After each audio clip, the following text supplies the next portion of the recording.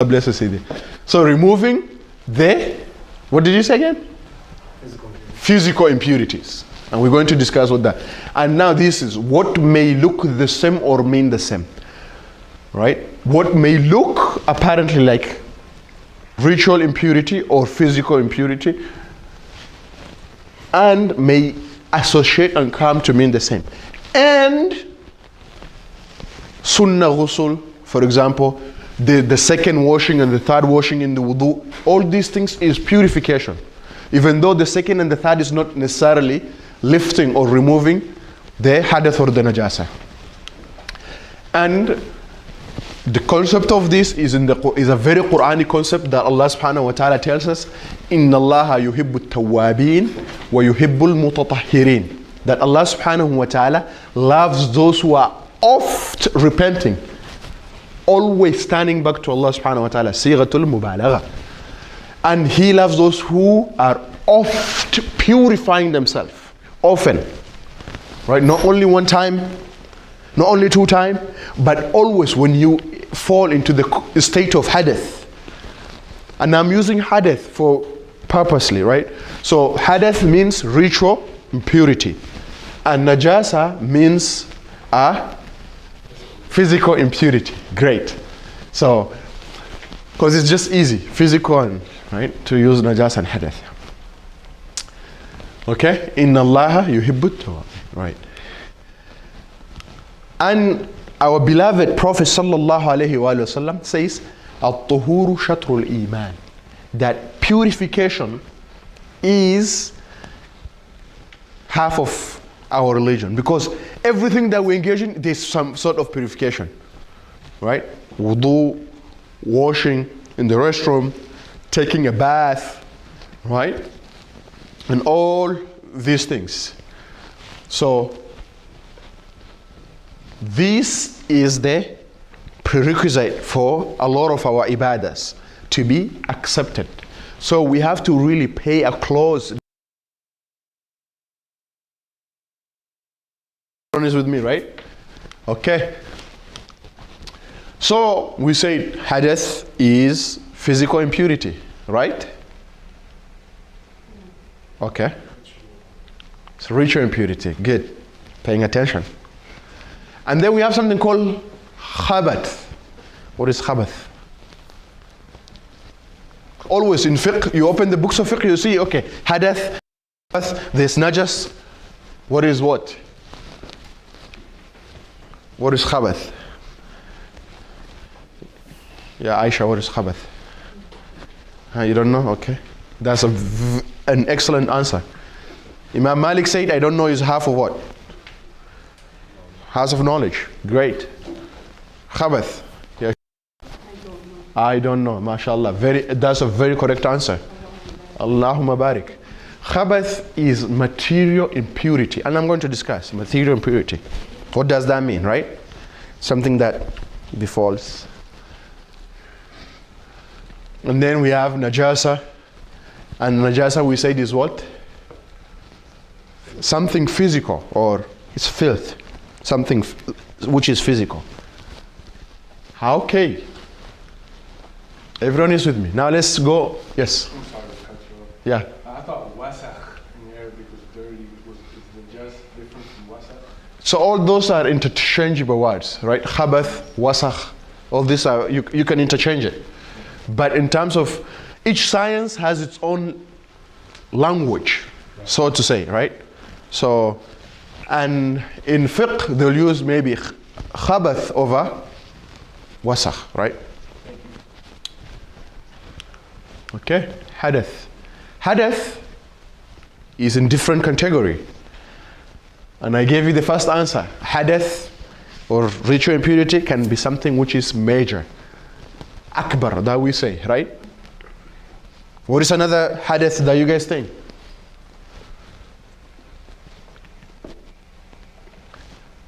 Ritual impurity. And we've discussed this in Sheikh Farhan's class, man. Don't let Sheikh Farhan down. We've discussed this in his class in the Hanbali fiqh. More so is the same thing. I'm just, he gave you an updated software, I'm just giving you the old original software. That's a little bit blow, but Yeah. Or we have minor. Asghar. There. Wa alaikum salam wa rahmatullahi wa barakatuh. Ritual impurity, is it today's a little bit boring? Last time everyone was engaging, like what? So what? I feel like everyone is a little bit today, like, Is everything good? Yalla. We need an IV of Iman. We need IV of Iman, inshallah, ya Rab. All of us. So the Hadath, the ritual impurity, is something which is major. What does that mean? Major impurity. Can't pray. Huh? You can't pray. But can I pray for minor though? Yeah, you can't pray for both. Which is true. Right? That's an absolutely correct answer. I can't pray. And I can't pray for this either though. Both of them I can pray. But what is a major? Why is it? What is the distinction here? I thought any hadath is hadath. Is it because maybe you, like that takes time? Takes time to do what? Like before you, Man, major takes time. Takes time to. as a woman, Can I ask you a question? Yes. One moment. Takes time. How? What does that mean? if a woman is menstrual at time, Yeah, but what about for a man? Because man, he cannot be in a major state of hadath. He can. So, for his doesn't take time. bathroom situation. But for both, it doesn't take time. It does both, yani, or it doesn't. It has nothing to do with the longevity of time or something like that. What do you think, sister? You don't know? This is a very correct answer. All right. Does it have to do with like the emotional state or something? Emotional state. Yes, it has to do with the emotional state. I would rephrase that. I will say a spiritual state rather. Huh? Hasad? Like hasad is a major impurity? Absolutely, yeah, maybe. It is. It is. But you had a question, my brother. I remember a hadith where I think Umar, he came to the Prophet ﷺ, and he said, when I go to my wife at night, but do I have to make a ghusl or can I sleep? He said, make wudu, you can sleep. But when you wake up and you want to pray, you make a full ghusl. Okay. If you want to just sleep, you can make wudu. Okay. My question is, which category is that major? What do you think? Major. Major, good. Right? Yes. So when I am in a state of, that is called a state of janaba. So when I'm in a state of janaba is when an individual consummates the marriage. And what does that mean? Again, we're in fiqh class, we gotta be explicit. When the tip of the vagina touches the tip of the penis, it's fiqh. It has to be precise and detailed, right? So when I did not talk about penetration, just touch. So once it touches, that necessitates and it puts you in the state of janaba. And that state of janaba is a spiritual state. There's nothing dirty on the individual, right? But it's a spiritual state. And there's a way to lift it. And another example of major is hayd. Hayd is the menstrual cycle. And nifas, postnatal bleeding. So all these are major impurities. Hadath, al-akbar. Good. Now this set has befallen them. What is the solution? Or is it at the end of the world? Ghusl. Allah bless your son. Ghusl. So ghusl, right? The ritual bath is the way for me to exit this state. And you said emotional. So right? Emotion is a state.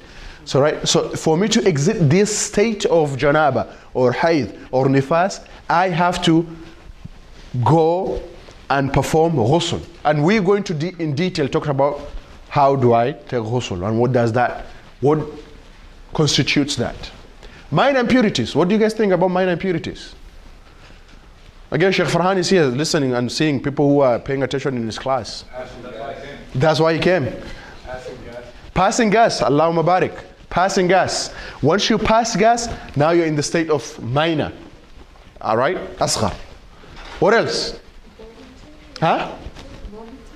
Vomiting? No, I don't think so. Maybe in the school of Aisha. Maybe.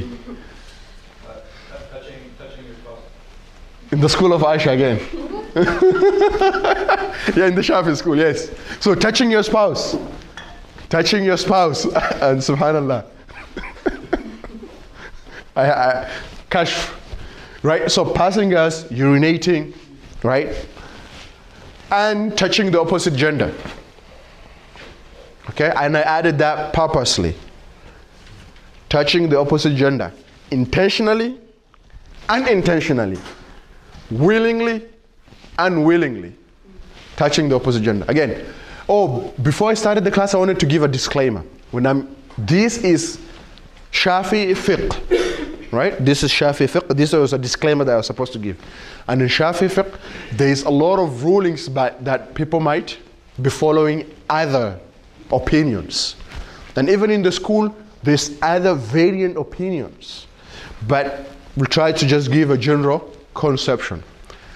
And on that, Imam al-Bajuri is one of the famous Shafi'i scholars. He says, when you are tried with something which is, one says don't do and one says do, he says, قَلِّدْ مَنْ أَجَازِ. Follow the one who allows it. For example, the Shafi'is, they say, touching the opposite gender. Or let me make it even more, a little bit narrow it down. Touching your spouse breaks wudu, and another school says no, then as an individual, you can take that. And it's something called talfiq.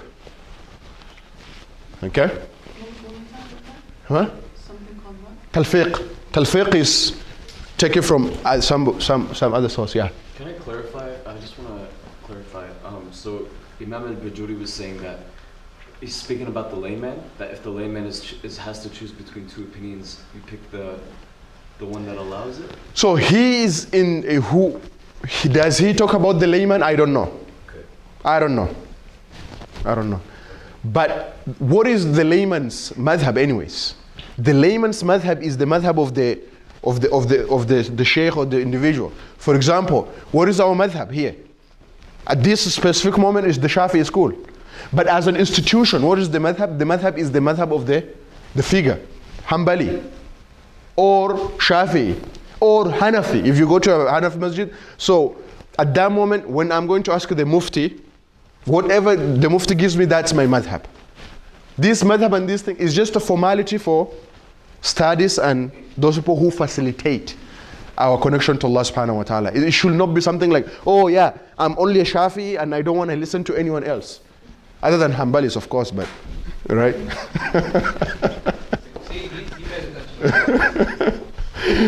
Okay? So if you're married and you kiss your wife, you lose your wudu. That went even too far. Just a mere touch. I heard. Can you give an example? Huh? Can you give an example? Give an example?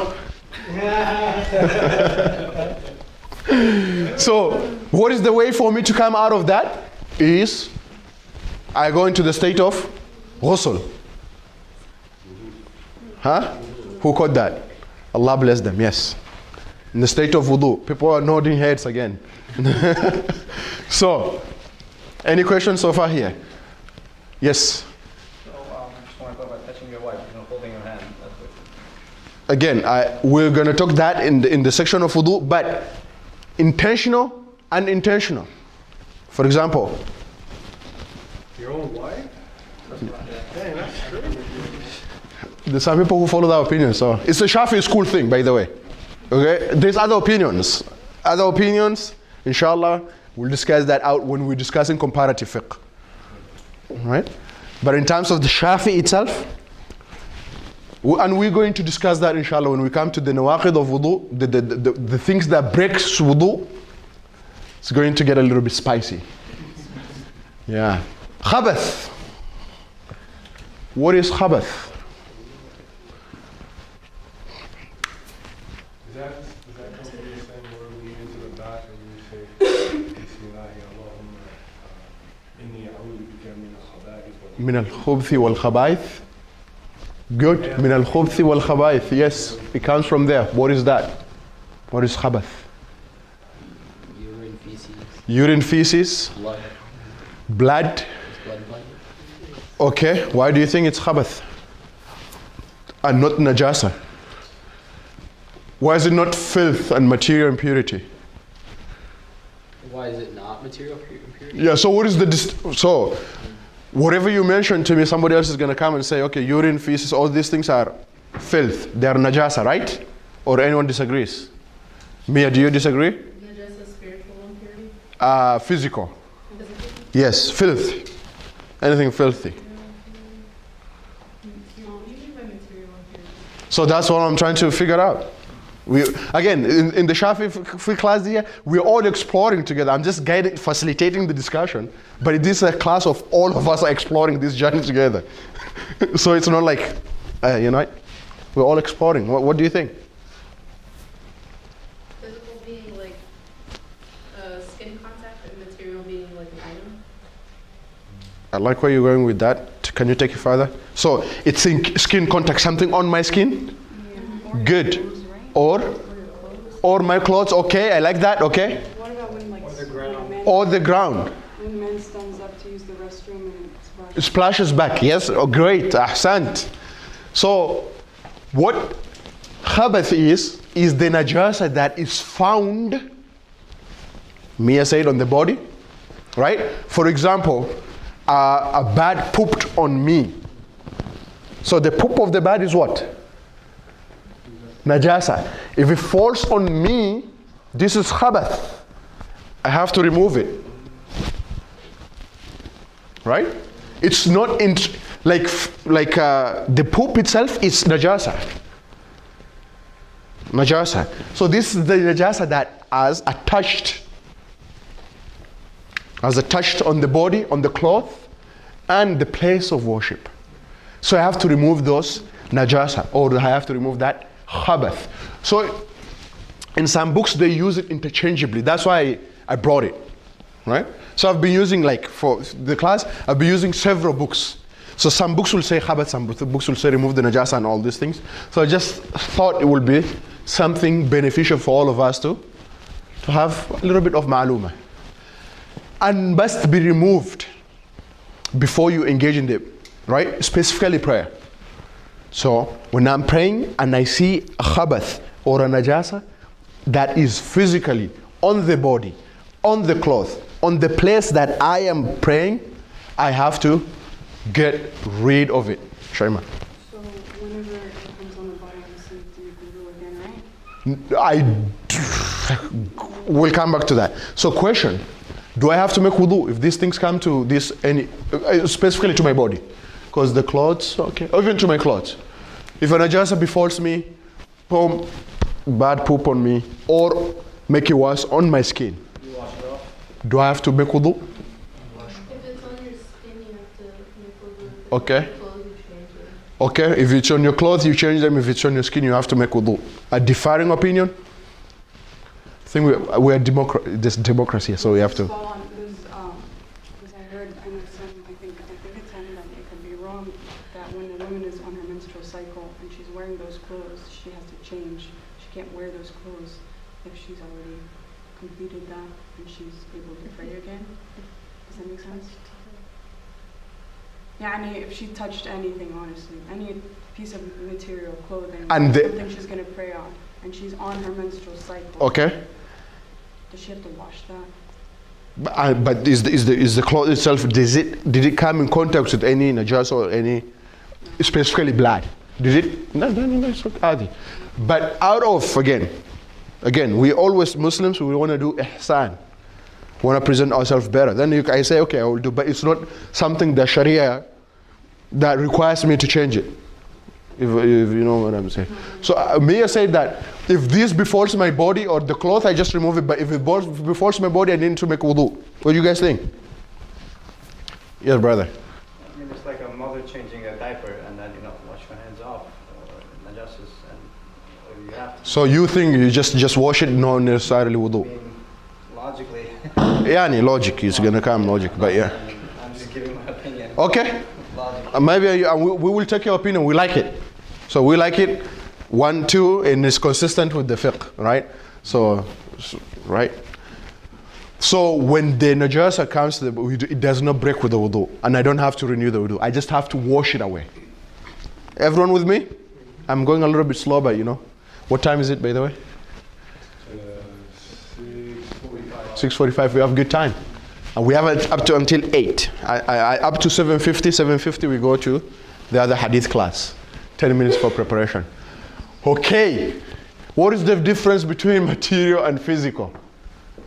Meaning, what is between the material impurity is what? In Arabic that I said? Hadath, nice. And ritual impurity was Najasa, right? Huh? Hadath. Man, people are pay attention. Pay attention. Ritual impurity is Hadath. What is the difference? What do you guys think the difference is? And we've said some of it. Hadath is, I guess, whenever Hadath comes, it's either you do wudu or ghusl. Okay, good. And when Hadath occurs, no wudu or ghusl is needed. Ahsanti. Is that it? Yes. So what son said, if people didn't hear, she said for the Hadath, it necessitates either, depending if it's major or minor, it either necessitates ghusl or wudu. We've spoken about that, right? But for Hadath, I don't require it. All it requires is just for me to remove it. But it does not necessitate for me to engage in that. And another thing is Hadath requires a specific intention. Why do you think that? Why do you think the Hadath requires intention and this does not require intention? But or I'm changing the diaper of a baby, the urine was in contact with my hand, I just wash it. I don't need intention to wash it. Why?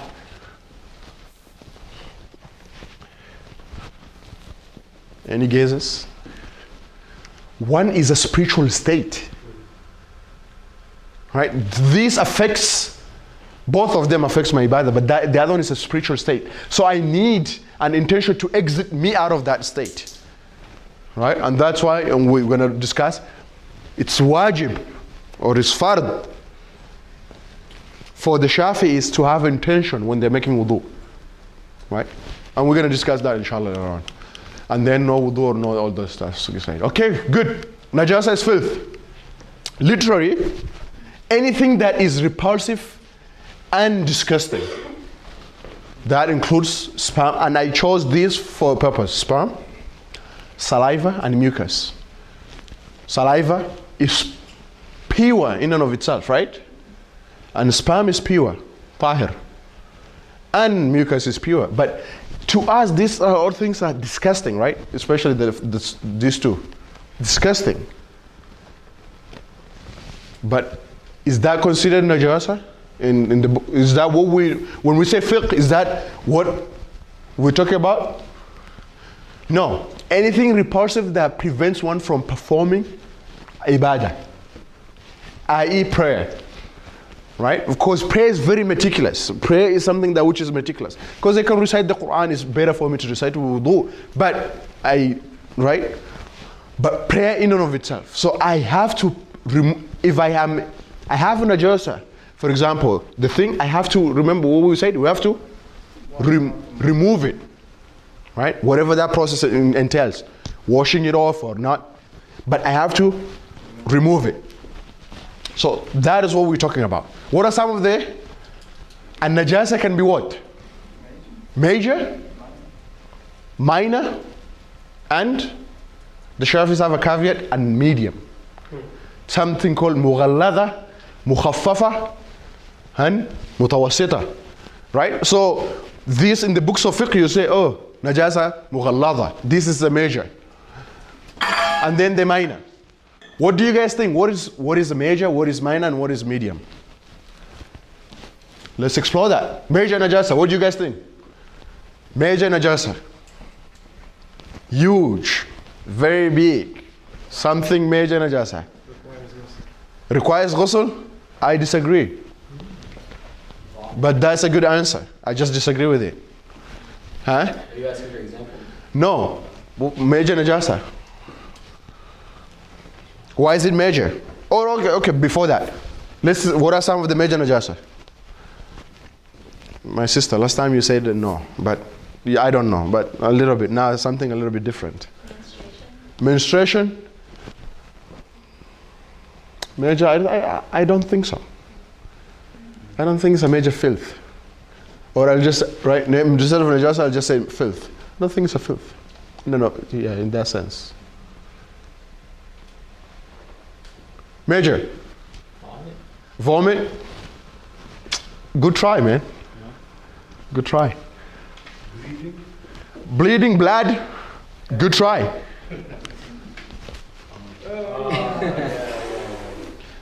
Dogs and pigs and any of their offsprings, right? If they're crossbred by pure. So in the Shafi'i school, every animal, all the animals are tahir. All animals are pure except the dog, the pig, and any of the offspring from those. Why now do we call this major and not the rest of the accounts? Why do we call this major? Again, a lot of times we just stop at fiqh, you can major and this, and then we just gloss over it. Right? I want in this class to explore a little bit of these things. What are they, man? Yeah. Allah says don't eat the lahm al-khinzir. Okay. So that's by default, there must be something. Nice. Why? Good. Allah Ta'ala says don't eat lahm al-khinzir. Okay, good. Don't eat the meat of a pig. Good. That in and of itself makes it major? That can allude to yes. Actually, that's one dalil they use for this, but good. Yeah. Is it, so I get pig, but dog, is it a dog in and of itself? Or is it a dog's saliva? Dog in and of itself. I'm not talking about the saliva and all this thing. I'm talking about in and of itself, the dog. In and of itself, the dog. That's why people who know me, I'm like, the dog in and of it. Again, the Malikis will disagree with me. What did we say? Shafi'i. At this moment, we are confined in the Shafi'i zone. But of course, the Maliki school, I don't want to do this, but the Maliki school says every animal is tahir. All the animals are tahir. Right? Shafi'i is a little bit, Poop? No. The chicken sometimes eat their poop. Am I wrong or is that right? They actually do, yeah, some. Any guess? Because there's a specific process involved in removing the najasa caused by this. Wash it 6 times. Yes, wash it like 58 times, like 101 times, 1,000 times. Yep, all these good things. Because that is what makes it major. And anything from them, right? Now, the semen, the saliva, the sweat. From this, other madhab now will come and say, okay, yeah, this is what is najasa. And some only restricted to dog. Because we have the hadith of the Prophet ﷺ, the hadith of wulugh. If the dog licks the ball, then we have to wash it 7 times and 1 of it with dirt. So the Malikis will say, okay, yeah, this hadith is very specific. Wulugh. Very specific. If it's talking about utensils. But the Shafi say, okay, anything that this, so we generalize the whole thing to be.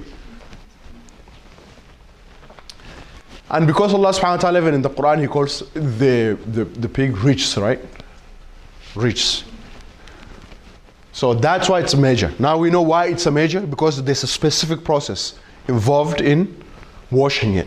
7 times, 1 of it included dirt. And in the Shafi'i school, it's even better, afdal, to make 3 times with dirt. Great. Minor najasa. Minor najasa. Urine of a male baby. Right? A male baby who is less than 2 years and who is fed on the milk alone, the milk of the mother alone. No food, no milk powder, only the milk of the mother. So that we call minor najasa. And from the hadith of the Prophet ﷺ, we know we have a hadith that the Prophet ﷺ says, if a male child urinates, you just sprinkle water on it and Just remove it to show that it's a minor impurity. Why male over that? I don't know. Medium. So every other thing now is medium. Good. Now we have any liquid intoxicant. What does that mean? Again, purposefully, liquid. Some other things can be haram to consume, but they're tahir. I won't mention name. Some other things, they are tahir, but they're haram to consume, but they are tahir in and of itself. Good plants. Right? Any liquid that intoxicates, what comes to mind? Yeah, you guys caught that joke late. Allah. Right? So it's haram, but it's tahir. Wine. So wine is najasa, meaning that if wine pours on my cloth and I'm about to go pray Maghrib, what happens? What happens, Yawarsan? Hey bro, I have to remove it or change it, right? remember there's extremes though. If you're gonna die, Allah says He rather you to. No, that's totally two different things. Right? So that's totally two different things. Okay, I'm talking about. So, and I said here, I'm talking about vinegar too, but we're gonna come back to that. Alcohol. So if alcohol pours on me, or for whatever reason I come into contact with alcohol, that is najasa. I have to remove it altogether. And slaughter dead animals, the carrions. This is very Quranic, explicit.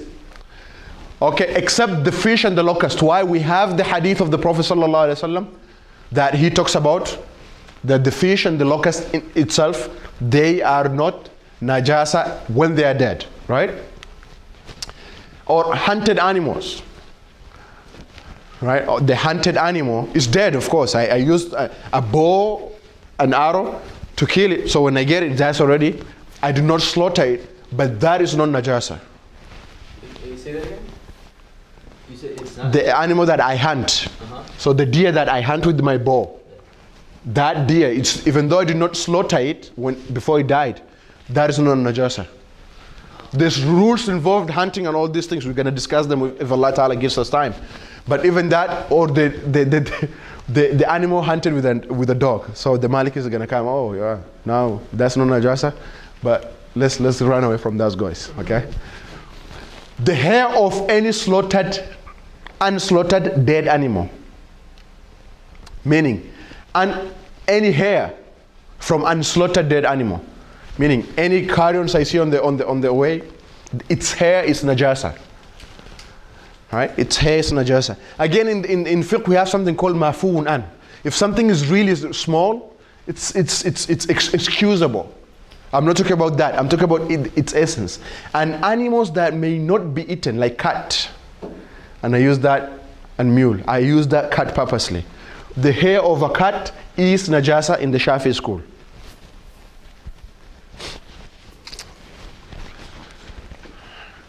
Okay? Whether they are separated from the animal when they are alive or dead. Meaning that I have a cat in the house, the hair that the cat sheds off is what? According to the Shafis, najasa. Ha. Okay? Not controversial, everyone is okay with it? Okay, we have questions anyways at the end. The hide of all unslaughtered animals, right? That's pretty simple, it's najasa. But there's a way to purify it. We'll talk about that later on.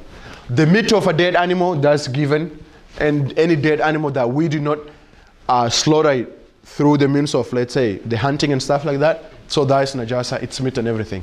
A milk of an animal that we may not eat, like for example, a donkey, right? The milk of a donkey is najasa because we don't eat. Or the milk of a chicken, right? Milk of chicken. They don't make them. It doesn't have milk? Okay, good. People are like, yeah, I'm loading. Yes, I learned something new today. So the bone, tooth, horn, hoof, and claws of the animal that we might not eat. Like what? Like dog. Ha. Or a cat. or an elephant, ivory. What do you guys think? Ivory. So there's combs which are made from ivory, right? There's some combs which are made from ivory. Whoa, man. So the ivory, we know that the ivory is najasa. How can I deal with the comb? Wait, what is that? It's a, do you eat elephant? No. Oh, okay, thank you. I don't. Anyone eats elephant? Shafi'is? Go ask Malikis. Go ask Malikis. I'm not giving an answer, but I'm just saying go ask Malikis. So, ivory, or even then, did you slaughter it? Did you like, Allah faces the Qibla, dhabiha yani, dhabiha, halal, what? Halal elephant, mashallah. We have it. So you acquired an ivory from that. I chose ivory purposely because we have combs and things that we use, right, that's made from ivory. What do you guys think? That's something. Can you eat it though? Again, it's a dispute. Tell us, man. Huh? Doesn't eat meat. You, right? Don't ask for that. The Quran is very explicit. Don't ask for that. Right? So the ivory. So this is the things. I chose that because sometimes the najasa. There's a qaida fiqhiyya. There's a qaida. There's a juristic principle. I sound so smart when I say that. Juristic principle that says that najasa is not transferable on dry stuff. Jaf ala jaf tahara. Right? So, meaning that this comb, when I use it, when my hair is dry, it's okay, it doesn't transfer. But when my hair is wet, now the najasa is transferable because of the wet, because of the principle that we have. For example, that's when they said, okay, when you pet a cat, right? When I pet a cat, I just go, oh, it's okay. But if my hands is wet or the cut is wet now, that from me touching it, it transfers the najasa. I have to go wash out my hands. But just in and of itself, yani, I'm being cute, you know, putting a cut is labas, okay? Wudu from a vessel of najasa, or wudu, I have water that holds something which has, the vessel is a najasa. For example, a skin, again, the hide of the animal that we did not slaughter and it did not go through the process of, of purifying it. Just in and of itself. What do you guys think? Is my wudu valid? No, because it's the water in this is contaminated. It's najasa. Okay, I spoke about that. Flowing blood, and that's what you're saying, bleeding, right? Remember? Flowing blood. Blood is najasa. Again, remember I said there's a qaida in fiqh that there's something called ma'foon an. There's something that is excusable amount. Something little, yani, the Sharia just excused it, right? Some say, what is the size of it? Some say it's the size of a quarter. The thing is the size of a quarter, yep. But nose bleeding and all these things, if you go and ask Hanafis, again, I'll direct you to the Hanafis, yeah. You don't want to answer your question, I understand. Well, I always wondered, with all that, the fighting and the wars that they did back then, the whole, you know, the Sahaba back then. Yeah. Back then. Yeah. How did, you have to pray while the battle is going on, like, weren't they bleeding and cut and stabbed? Is that, I don't know, first, I don't know the situation. Two, is that the norm or the exemption? Right? Is something, if we do not base rulings on exemptions, so, or something in the Sharia that's called rukhsa. Rukhas is not the standard of what we, all these things, there's most of the things you find there's exemptions to a lot of things that people say. Right? Can I make wudu? Yeah, you have to make wudu. Is there an exemption? Yeah, all these things, right?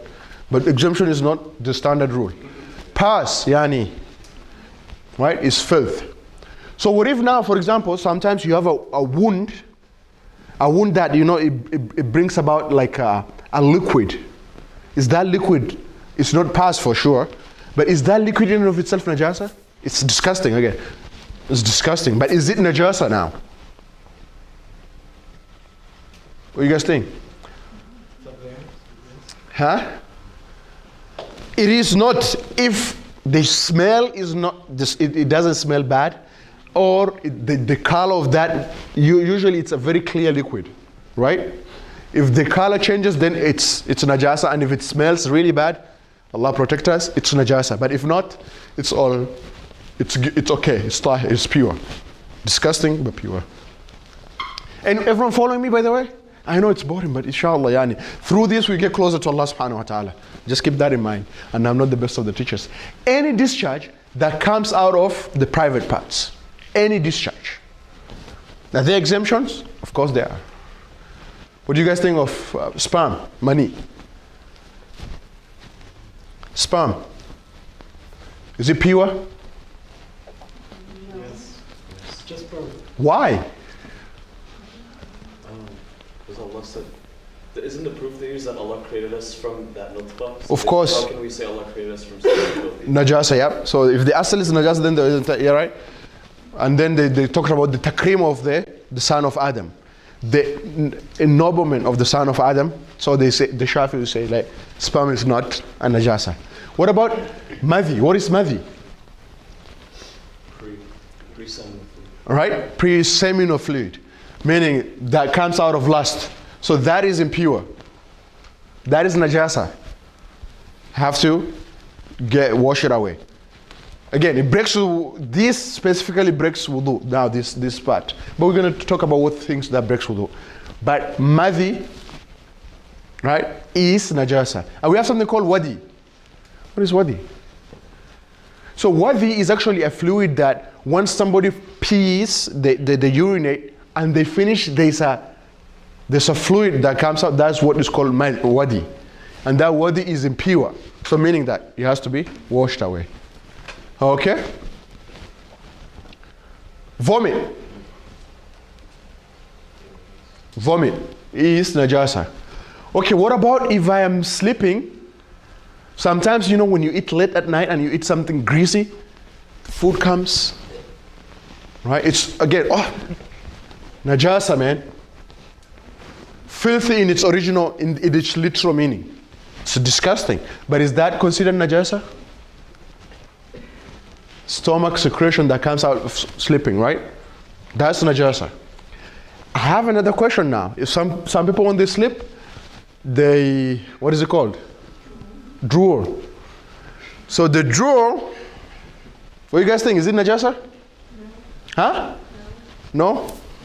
Mere jurisprudential, right? Jurisprudential territory says no. What do you guys think? Any defining jurisprudence right here?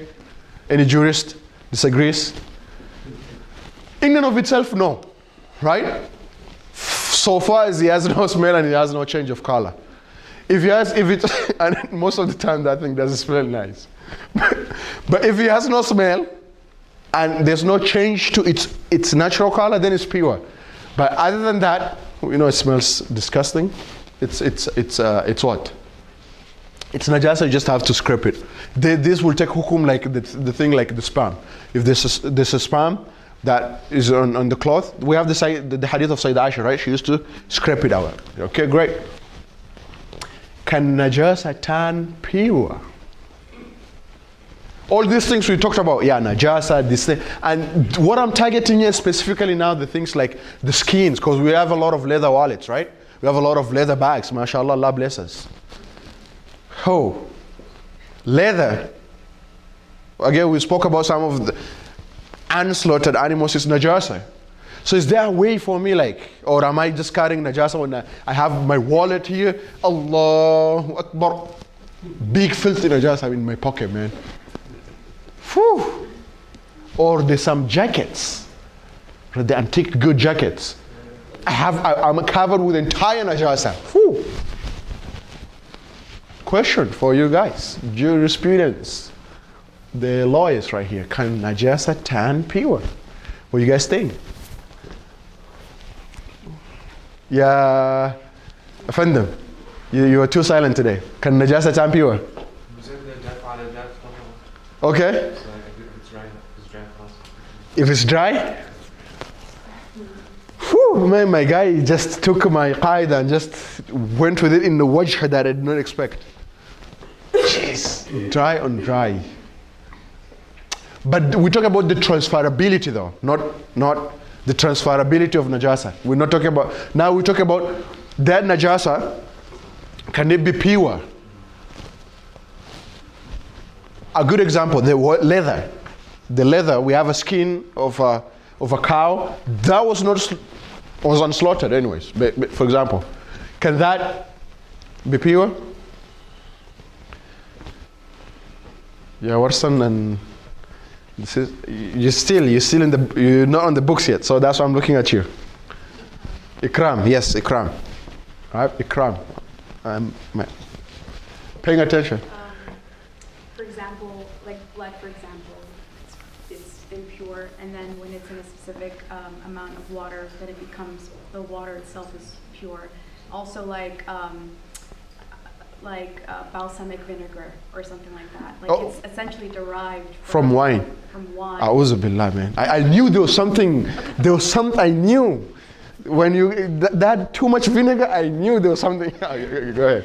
And so, in essence, it is impure because of the intoxication aspect, but when you remove that, it's now pure essentially, right? Let's explore that. Okay, what makes it pure though? Vinegar. A very good example is the vinegar, right? So Warsan is saying that vinegar is.